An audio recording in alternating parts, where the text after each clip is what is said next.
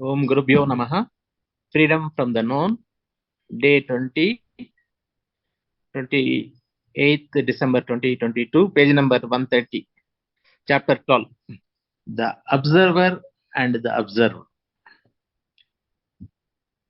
Please go on with me a little further. It may be rather complex, rather subtle, but please go on with it. Now, when I build an image about you or about something, I am able to watch that image. So, there is the image and the observer of the image. I see someone, say, with a red shirt on, and my immediate reaction is that I like it or that I don't like it. The like or dislike is the result of my culture, my training, my associations, my inclinations, my acquired and inherited characteristics. It is from that center that I observe and take my judgment, and thus the observer is separate from the thing he observes.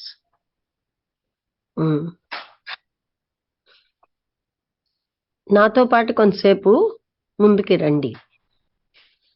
అది కొంచెం క్లిష్టమైందైనా సూక్ష్మతరమైందైనా దయచేసి రండి. ఇప్పుడు నేను ఒక ఊహాత్మక చిత్రాన్ని మీకోసం ఏర్పరచుకున్నాను, లేకపోతే దేనికోసమైనా ఏర్పరచుకున్నాను. నేనేమో దాన్ని ఆ ఊహాత్మక చిత్రాన్ని వాచ్ చేస్తున్నాను. అందుకని ఆ ఊహాత్మక చిత్రం అన్నది అబ్జర్వర్గా ఉన్నాడు ఆ ఇమేజ్కి. నేనెవరినో ఒకరిని ఒక రెడ్ షర్ట్ అనే లేకపోతే వేసుకున్న వ్యక్తిని, లేకపోతే నా ఇమీడియట్ రియాక్షన్ ఏంటంటే అది నాకు ఇష్టం ఆ రంగు అంటే, లేకపోతే నాకు ఇష్టం లేదు అంటాను. ఈ ఇష్టపడ్డము లేకపోతే అయిష్టపడ్డం అన్నది నా యొక్క సంస్కృతి మీద ఆధారపడి ఉంది, నా శిక్షణ మీద ఆధారపడి ఉంది, నాకున్నటువంటి సన్నిహితుల మీద ఆధారపడి ఉంది, నాకున్న అంటే వాసనలు ఇష్టాల మీద, అంటే ఇన్క్లినేషన్స్ అంటే నేను మొగ్గు చూపే వాటి మీద ఆధారపడి ఉంది. నేను సంపాదించినటువంటి ఆనువంశికంగా ఉన్న లక్షణాల మీద ఆధారపడి ఉంది. ఆ సెంటర్లోంచే నేను అబ్జర్వ్ చేస్తున్నాను. నేను నా జడ్జిమెంట్ని ఆ విధంగా అబ్జర్వర్ అన్నవాడు తాను అబ్జర్వ్ చేసే విషయం కంటే వేరేగా ఉన్నాడు. But the observer is aware of more than one image. He creates thousands of images, but is the observer different from these images? It is not. He just another image. He is always adding to and subtracting from what he is. He is a living thing, all the time weighing, comparing, judging, modifying, and changing as a result of pressures from outside and within, living in the field of consciousness, which is his own knowledge, influence, and innumerable calculations.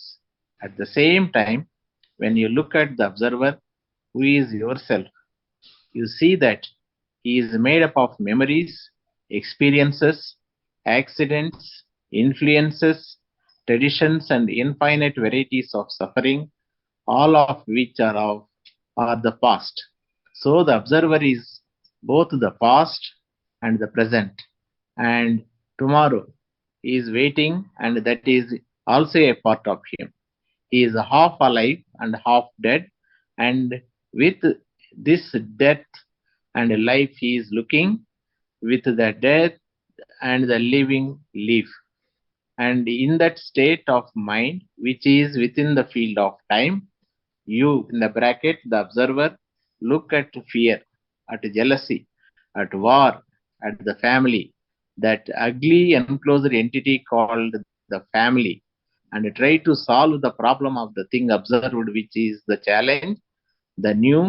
You are always translating the new in terms of the old, and therefore you are everlastingly in conflict. Okay, ఇక్కడ observer అన్నవాడు ఎరుకతోటి ఒక image కంటే but the observer is aware of more than one image. తనకంటే ఒకదానికంటే ఎక్కువ ఊహాత్మక చిత్రాలను చూస్తున్నాడు. He creates thousands of images.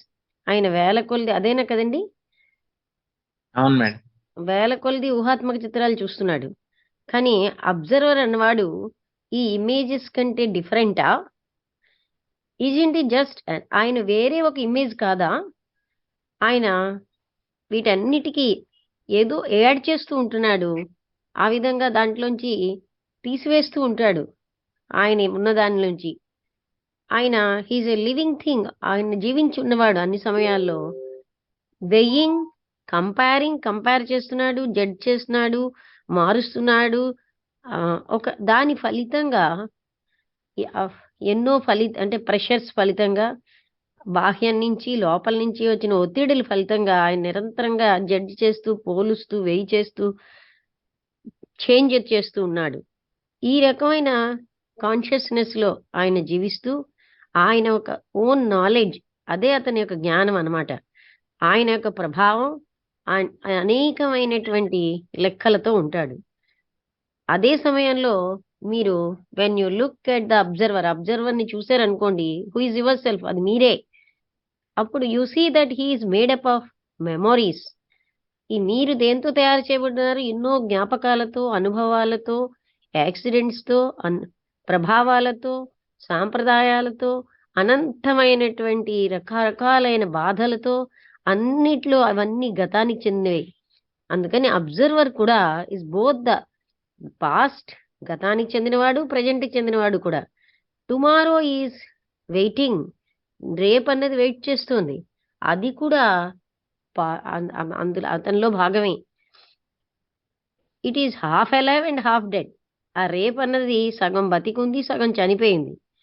And with this death, ఈ మృత్యుతోటి, ఆ జీవితంతో ఆయన చూస్తున్నాడు.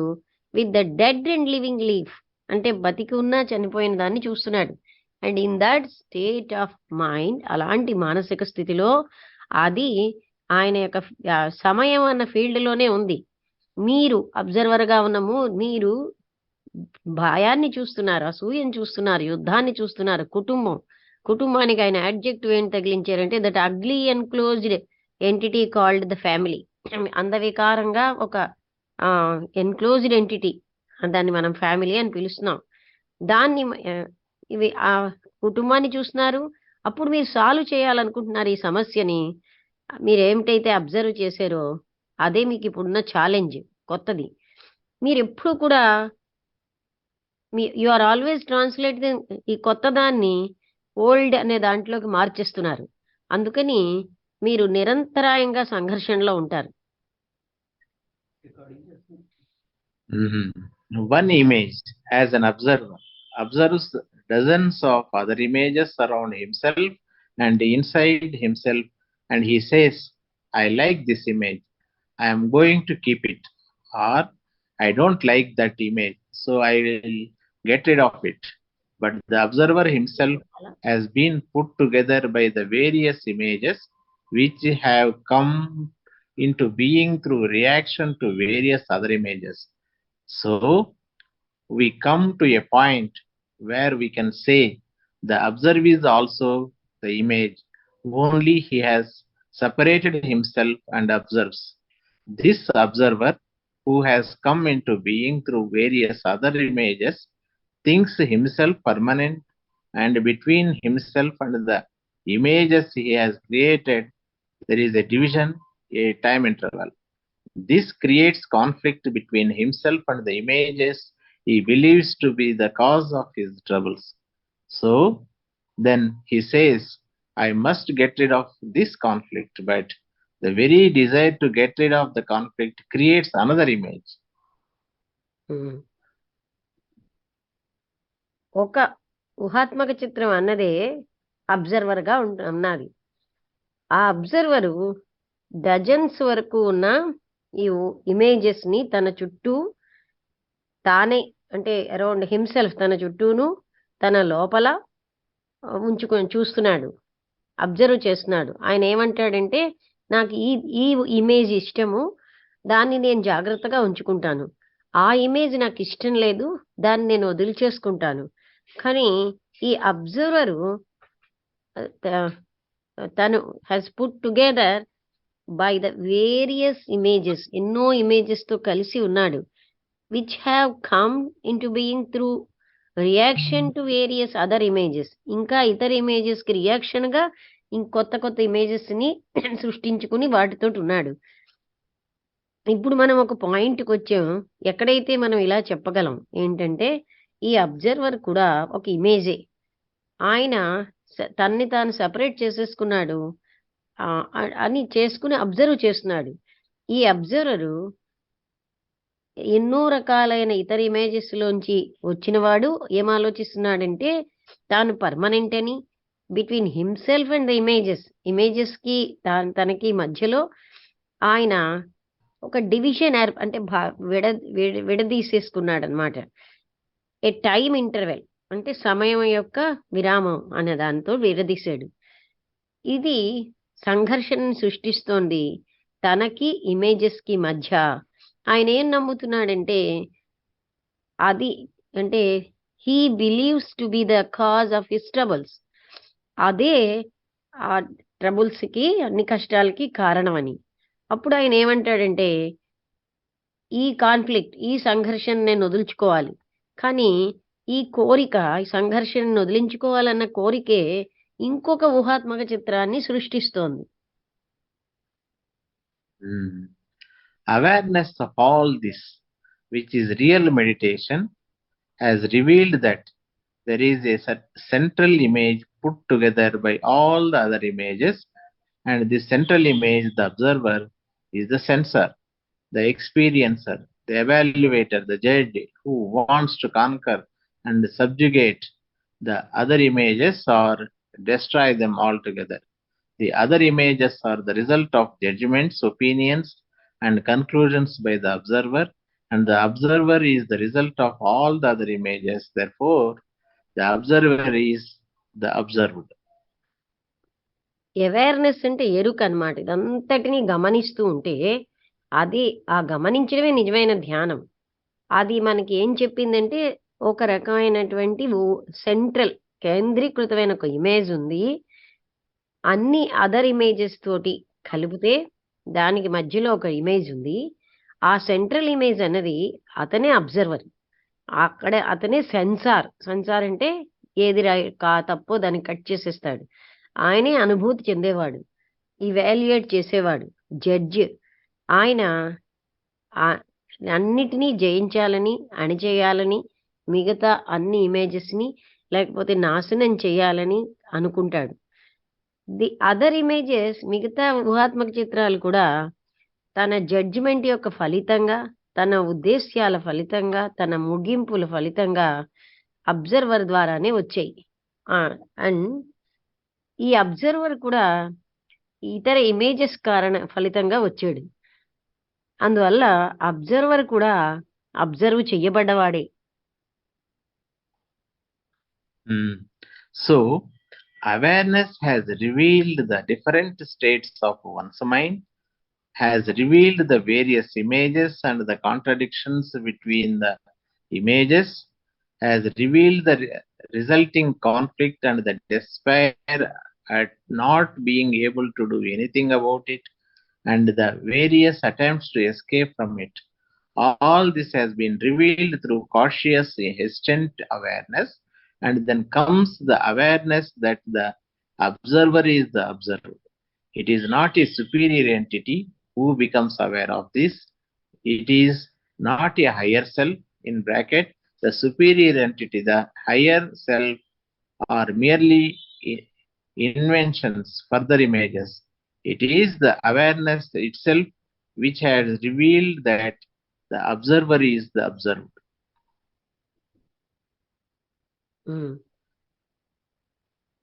అందుకని ఈ అవేర్నెస్ అనేది ఒక వ్యక్తి యొక్క ఎన్నో స్థితులు, మనస్సులో ఉన్న వాటిని తెలియబరుస్తోంది. అదే రివీల్ చేస్తోంది రకరకాలైనటువంటి ఊహాత్మక చిత్రాలని, వ్యతిరేకతల్ని, ఆ ఇమేజెస్ మధ్యలో ఉన్న వ్యతిరేకతలను కూడా చూపిస్తోంది. అది ఇంకా రివీల్ చేస్తోంది ఏంటంటే దాని ఫలితంగా వచ్చేటటువంటి సంఘర్షణలు, నిస్పృహ, ఏమీ చెయ్యలేకపోవడం వల్ల రకరకాలైన ప్రయత్నాలు వాటి నుంచి పారిపోవడానికి. ఇదంతా కూడా రివీల్ అవుతోంది ఎన్నో రకాలైన జాగ్రత్తలతో. హెజిటెంట్ అవేర్నెస్ అంటే ఒక రకమైన సంకోచించే ఒక జాగరూకతతో, అవేర్నెస్తో. అప్పుడు then comes the awareness that the observer is the observed. అప్పుడు మనకేమి అవేర్నెస్ వస్తుందంటే అతి జాగరూకతతో మనం చూడడం వల్ల ఈ చూసేవాడు చూడబడేది ఒకటే అని. It is not a superior entity who becomes aware of this. ఇవన్నిటిని గమనిస్తూ ఎరుకలో ఉన్నవాడు వేరే ఏదో ఉన్నతమైన వాడేమీ కాదు. It is not a higher self. ఇదేమో హయ్యర్ సెల్ఫ్ ఏం కాదు. Superior entity, the higher self అంటే దివ్యజ్ఞాన సమాజంలో కూడా హయ్యర్ సెల్ఫ్ అంటారు. Are merely inventions. ఇవన్నీ కనిపెట్టబడ్డాయి. ఇది కూడా ఒక ఇమేజే. It is the awareness itself. ఈ అవేర్నెస్ఏ which had revealed that the observer is the observed. ఆ అవేర్నెస్ వల్ల ఏం తెలిసిందంటే అబ్జర్వరు అబ్జర్వ్డ్ ఒకరే అని. If you ask yourself a question, who is the entity who is going to receive the answer? And who is the entity who is going to inquire? If the entity is part of consciousness, part of thought, then it is incapable of finding out. What it can find out is only a state of awareness. But if in that state of awareness, there is still an entity who says, I must be aware, I must practice awareness, that again is another image. మిమ్మల్ని మీరు ప్రశ్నించుకుంటే ఈ ఈ who is the ఎవరు ఈ విధంగా ఈ answer ని పొందుతున్న వ్యక్తి ఎవరు?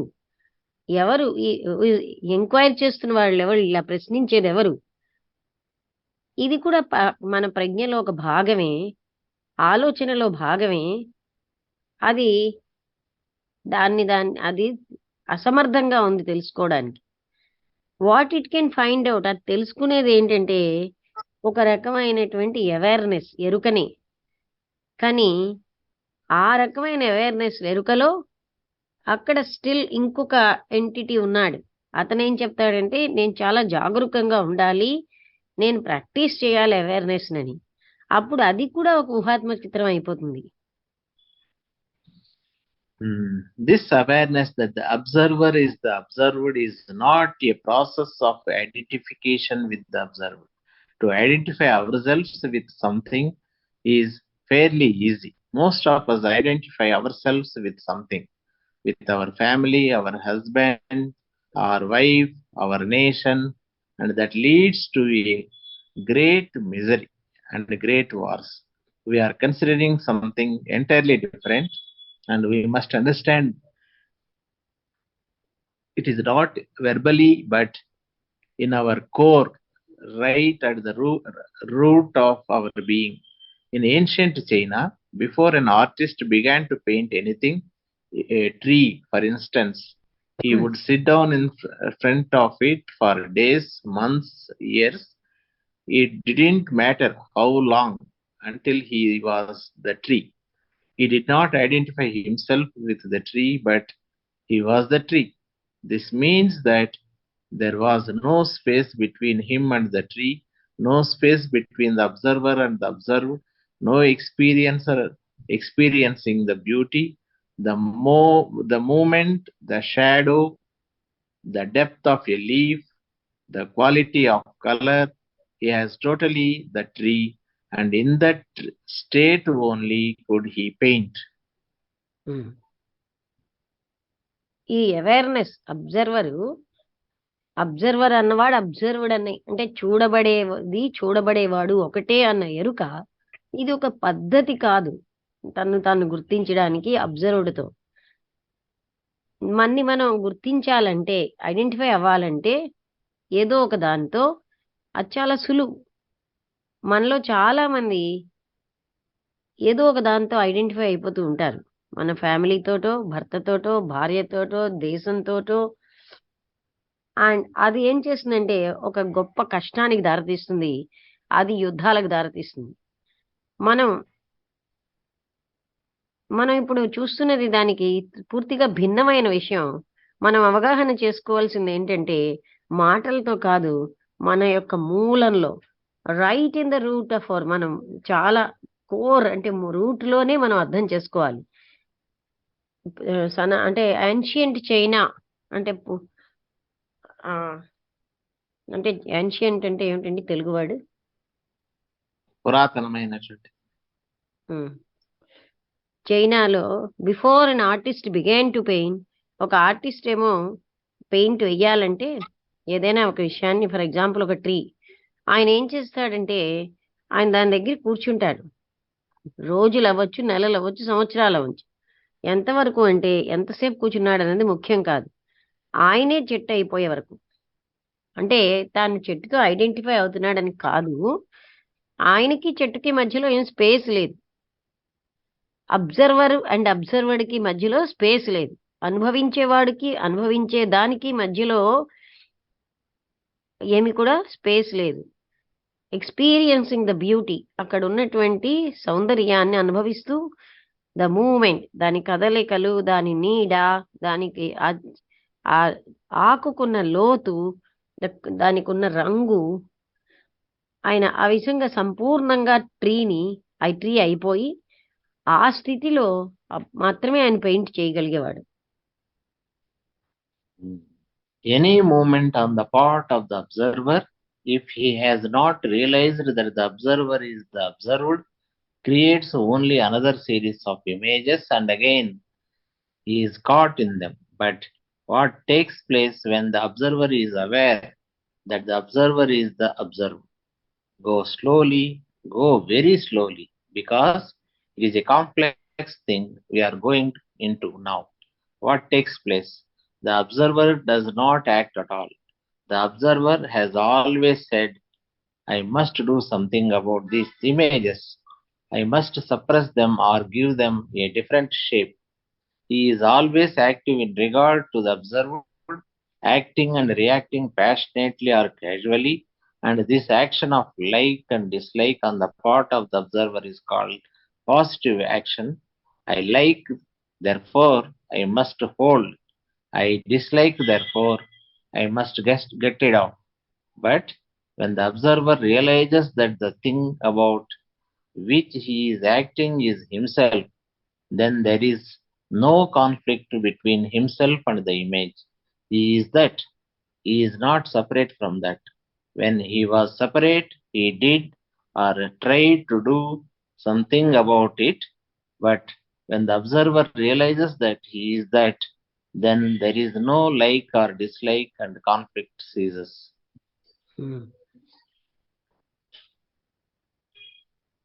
ఏ కదలికైనా అబ్జర్వర్ పార్ట్‌లో అంటే అబ్జర్వర్‌లోనే ఏ కదలికైనా ఆయన గాని గ్రహించితే, ఒకవేళ గ్రహించకపోతే ఈ the observer is the observed, అంటే అబ్జర్వరే అబ్జర్వ్డ్ అన్న విషయాన్ని ఆయన గ్రహించకపోతే అది ఇంకొక రకమైన క్రమతలో ఉన్న ఇమేజెస్‌ని సృష్టిస్తుంది. అప్పుడు మళ్ళీ అందులో ఆయన పట్టుబడిపోతాడు. కానీ ఏం జరుగుతుందంటే, ఎప్పుడైతే అబ్జర్వర్ అన్నవాడు ఎరుకతో ఉంటాడో, అబ్జర్వర్ అన్నదే అబ్జర్వ్డ్ అన్న విషయాన్ని, అంటే గమనించబడేదే గమనించేవాడు అని నెమ్మదిగా వెళ్ళండి. చాలా నెమ్మదిగా వెళ్ళండి. ఎందుకంటే ఇది ఒక క్లిష్టమైనటువంటి విషయం. మనం ఇప్పుడు చూస్తున్నది, ఇప్పుడేం జరుగుతోంది? ఈ అబ్జర్వర్ అన్నవాడు ఏమీ పని చేయట్లేదు. ఈ అబ్జర్వరు ఆల్రెడీ ఏం చెప్పాడు? నేనేదో ఒకటి చెయ్యాలి.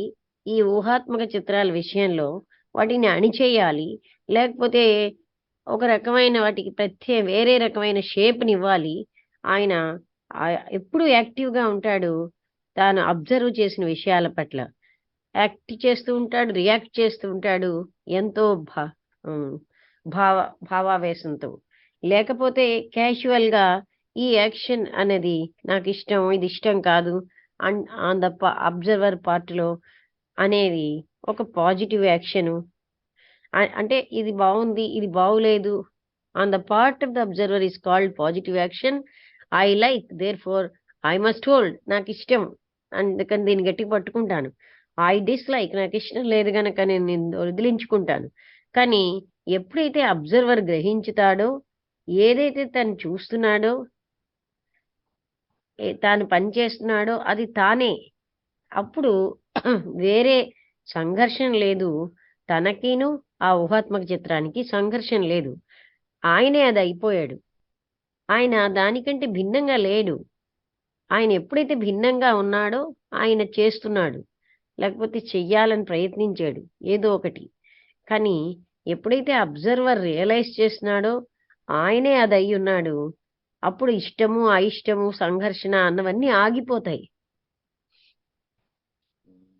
For what is he to do? If something is you, what can you do? You cannot rebel against it or run away from it or even accept it. It is there. So, all action that is the outcome of reaction to like and dislike has come to an end. అసలు ఆయన ఇంకా ఏం చేయగలడు? ఒకవేళ అదే నీవవుతే నువ్వేం చేయగలవు? మీరు దానికి ఎగైన్స్ట్‌గా ఉండలేరు. లేకపోతే దాని నుంచి పారిపోలేరు. లేకపోతే దాన్ని అంగీకరించలేరు. అది అక్కడే ఉంది. అందుకని అన్ని పనులు కూడా ఆ రియాక్షన్ యొక్క ఫలితమే. లైక్ అండ్ డిస్లైక్, ఇష్టము, అయిష్టం యొక్క ఫలితాలే. అవన్నీ అంతమైపోయాయి ఇప్పుడు. అంటే ఇష్టాయిష్టాల వల్ల వచ్చిన యాక్షన్‌లు, ఫలితాలన్నీ కూడా ఇప్పుడు ఎండ్ అయిపోయాయి. Then you will find that there is an awareness that has become tremendously alive. It is not bound to any central issue or to any image, and from that intensity of awareness, there is a different quality of attention, and therefore the mind, because the mind is in this awareness, has become extraordinarily sensitive and highly intelligent. అప్పుడు మీకేం తెలుస్తుందంటే, ఒక రకమైన ఎరుక ఉంది. అది అత్యద్భుతంగా జీవంతో ఉంది. అది ఒక సెంట్రల్ ఇష్యూతో బంధించబడి లేదు. లేకపోతే ఏ ఇమేజ్‌తో కూడా అది బంధించబడి లేదు. అందులోంచి ఆ తీవ్రత అయినటువంటి ఎరుకలోంచి ఒక వేరే విధమైన లక్షణాలతో ఉన్నటువంటి అటెన్షన్. అందుకనే ఆ మనస్సు అప్పుడు, because the mind is this awareness, మైండే అవేర్నెస్ గనక అది అత్యద్భుతంగా సెన్సిటివ్‌గా ఉంటుంది. హైలీ ఇంటెలిజెంట్‌గా ఉంటుంది. అంటే తెలివిగా ఉంటుంది. చాప్టర్ ఎండ్ అయిపోయింది మేడం. ఓకే, టైం ఉంది కదా, స్టార్ట్ చేస్తాం. Next chapter 13. What is thinking? Ideas and action, challenge, matter, the beginning of thought. Let us now go into the question of what is thinking, the significance of that thought, which must be exercised with care, logic, and sanity, in bracket, for our daily work, and that which has no significance at all. Unless we know the two kinds, we cannot possibly understand something much deeper, which thought cannot touch. So, let us try to understand this whole complex structure of what is thinking, what is memory, how thought originates, how thought conditions all our actions, and in understanding all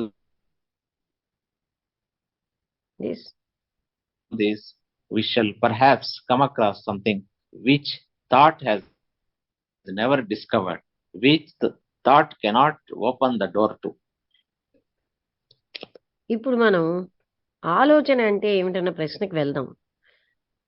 ఈ ఆలోచన యొక్క గుర్తింపు అనేది ప్రాముఖ్యత, అది మనం exercise చేయాలి ఎంతో జాగ్రత్తగా. అంటే గమనించాలి. లాజిక్ అండ్ శానిటీ అంటే మన యొక్క డైలీ వర్క్లో మనం దీన్ని చాలా జాగ్రత్తతో చూడాలి. That which has no significance at all. అప్పుడు మనకేం తెలుస్తుందంటే, దేనికైతే ఏ ప్రాముఖ్యత లేదో, అన్లెస్ అంటే మన నిత్య జీవితం యొక్క పనుల్లో ఉన్న ఆలోచన. మనకేం తెలుస్తుందంటే 2 రకాలు ఉన్నాయి.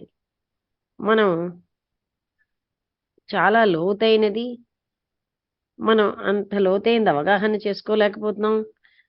ఎక్కడైతే ఆలోచన వెళ్ళలేదో అది మనకు అర్థం కాదు.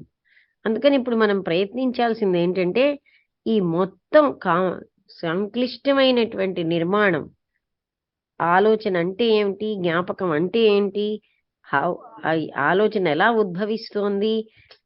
ఈ వీటన్నిటిని ఇదంతా కూడా మనం అవగాహన చేసుకోవాలి. ఇంకాను ఆలోచన ఎలా కండిషన్ అవుతోంది? మన యాక్షన్స్ అన్నిటిని ఎలా నిబం నిబద్ధీకరిస్తోంది? అలా ఇలాంటివన్నీ అవగాహన చేసుకోవడంలో అప్పుడు బహుశా మనం ఎప్పుడు ఆలోచనని కనిపెట్టని విషయంలోకి మనం ప్రవేశిస్తాం. Which thought cannot open the door. అక్కడికి ఆలోచన ఏమో ఆ తలుపుని తెరవలేదు. అంటే ఆలోచన అక్కడికి ప్రవేశించలేదు. Why has thought become so important in our lives? Thought being ideas, being the response to the accumulated memories in the brain cells. Perhaps many of you have not even asked such a question before, or if you have, you may have said it is of very little importance. What is important is emotion, but I don't see how you can separate the two. If thought does not give continuity to feeling, feeling dies very quickly. So, why in our daily lives, in our grinding, boring, frightened lives, has thought taken on such inordinate importance? Ask yourself as I am asking myself. Why is one a slave to thought? Cunning, clever thought which can organize, which can start things, which has invented so much, bred so many wars, created so much fear, so much anxiety, which is forever making images and chasing its own tail, thought which has enjoyed the pleasure of yesterday and giving that pleasure continuity in the present and also in the future. Thought which is always active, chattering, moving, constructing, taking away, adding, supposing. ఆలోచన మన జీవితాల్లో అంత ప్రాముఖ్యతను ఎందుకు సంతరించుకుంది? ఆలోచన అంటే ideas, తర్వాత మనం కూడగట్టుకున్న జ్ఞాపకాల యొక్క ఫలితం, అంటే దాని యొక్క రెస్పాన్స్. మన బ్రెయిన్ సెల్స్‌లో వచ్చేటటువంటి ఆ జ్ఞాపకాలలో వచ్చేటటువంటి ఫలితాలనుకోవచ్చు. బహుశా మీలో చాలామంది మీరు ఈ ప్రశ్న వేసుకుని ఉండకపోవచ్చు. అలాంటి ప్రశ్న ముందుగా ఇంతకుముందు ఎప్పుడు వేసుకుని ఉండకపోవచ్చు. ఇఫ్ యూ హ్యావ్, మీరు ఒకవేళ వేసుకుని ఉంటే, యూ మే హ్యావ్ సెడ్, మీరేం చెప్తారు? ఇలాగ చెప్తారు, ఇట్స్ ఆఫ్ వెరీ లిటిల్. దానికి చెప్పి పెద్ద ప్రాముఖ్యత లేదండి. What is important is emotion. అక్కడ ముఖ్యమైనది ఏమిటంటే అక్కడ ఉన్నటువంటి ఉద్రేకత, అంటే ఫీలింగ్. కానీ నాకైతే తెలియట్లేదు మీరు ఏ విధంగా ఈ రెండింటిని సెపరేట్ చేస్తున్నారు. ఆలోచన does not give continuity to feeling. అంటే ఈ ఫీలింగ్కి కంటిన్యూటీ అన్నది ఇవ్వదు. ఫీలింగ్ అన్నది చాలా వేగంగా చనిపోతుంది. అందుకని ఎందుకని మన నిత్య జీవితాల్లో మన యొక్క, అంటే ఎన్నింటిని గ్రైండింగ్ అంటే ఈ సంఘర్షణలు, బోరింగ్లోని ఫ్రైటెండ్ లైఫ్స్, భయంకరమైన భయపడుతూ ఉన్న జీవితాల్లో ఆలోచన అంత అసాధారణమైన ప్రాముఖ్యతను సంతరించుకుందో, ఆస్క్ యువర్ సెల్ఫ్. మిమ్మల్ని మీరు ప్రశ్నించుకోండి, నన్ను నేను ప్రశ్నించుకున్నట్టుగా. ఎందుకని ఒక వ్యక్తి ఆలోచనకి బానిసైపోతున్నాడు? అలాంటి ఆలోచన కన్నింగ్ అంటే మోసపూరితమైంది, తెలివైంది ఆయన ఆలోచనకి బానిసైపోతున్నాడు. అది సంస్థాపించగలదు. విచ్ కెన్ స్టార్ట్ థింగ్స్, అది అంటే విషయాలను మొదలు పెట్టగలదు. Which has invented so much, అది ఎంతో కనిపెట్టింది. అది ఎన్నో రకాలైన యుద్ధాలని తీసుకొచ్చింది. అది ఎంతో భయాన్ని సృష్టించింది, ఎంతో ఆతురతని సృష్టించింది. Which is for ever making images, అది నిరంతరాయంగా ఊహాత్మక చిత్రాలను తయారు చేస్తుంది, వాటి వెనకాల పడుతోంది. అందుకని తన తోకని తను పట్టుకున్నట్టుగా ఆలోచన ఏదైతే నిన్నటి సుఖాన్ని అనుభవించిందో ఆ సుఖానికి ఒక కంటిన్యూటీ అంటే కొనసాగింపు